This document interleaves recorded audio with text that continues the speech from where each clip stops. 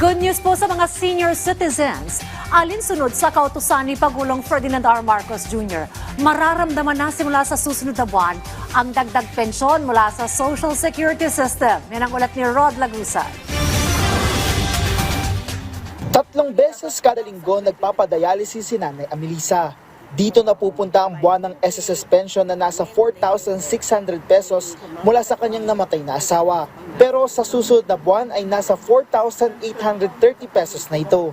Isa lang si Nanay Amelisa sa halos 4 na milyong pensioner na makikinabang sa paggulong ng multi-year adjustment sa kanilang mga pensyon sa SSS simula sa Setyembre. Kasunod ito na naging direktiba ni Pangulong Ferdinand R. Marcos Jr. at naging pulong kay Finance Secretary Ralph Recto.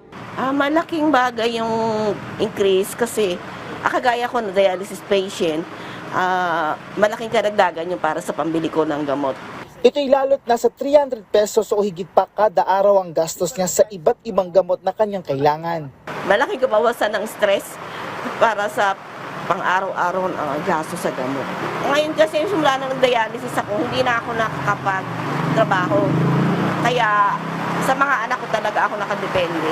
Ayon kay SSS President and CEO Robert Joseph Declaro, mula sa bilang na ito, nasa 2.6 million ang retirement o disability pensioner, habang nasa 1.2 million naman ang survivor pensioner.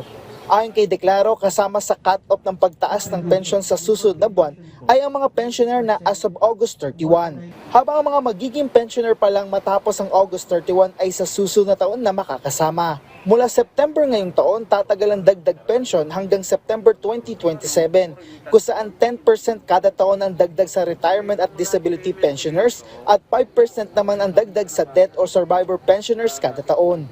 Wala ho kayong gagawin. Kasi automatic ho to dahil ang pension natin is through bank credit. So magandang sorpresa na lang ho na pagtanggap nyo ho ng pension nyo, may increase na po yun. Wala hong tranche to. So isang malaking programa ho to. This is first of its kind na 3-year ang pension reform program.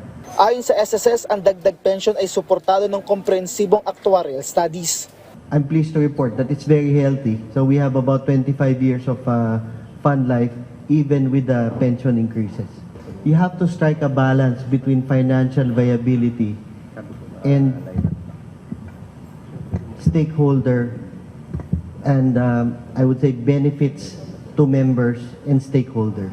At kahit may dagdag na pension ay walang dagdag na kontribusyon para sa mga miyembro ng SSS. Rod Lagusad, para sa Pambansang TV sa Bagong Pilipinas.